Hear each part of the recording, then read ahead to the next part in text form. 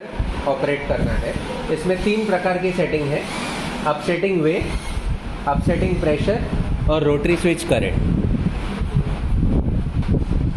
ये मशीन का working voltage 2 phase 440 volt है। आप 2 फेज दे रहे हैं।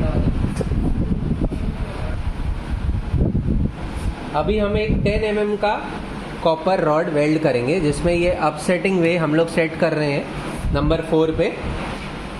प्रेशर हम सेट करेंगे इसको नंबर 2 पे। जैसे ही एंटी क्लॉकवाइज जाएंगे हम देखेंगे प्रेशर इसमें बढ़ता है, क्लॉकवाइज में घटेगा, एंटी क्लॉकवाइज में बढ़ेगा। ये रोटरी स्विच करंट हम रखेंगे नंबर 5 पे। अभी आप देख रहे हैं इस तरीके से हम लोग वायर को क्लैंप करेंगे दोनों तरफ से सेंटर में रखते हुए। ये होने के बाद हम अपसेटिंग वे को वापस 0 पे ले आएंगे।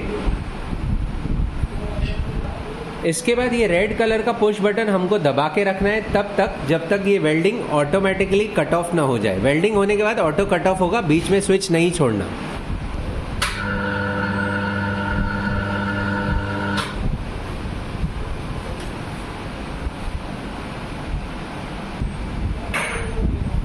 आप देख सकते हैं वेल्डिंग प्रोसेस कंप्लीट हुआ। अभी हम इसको डीक्लैंप करेंगे।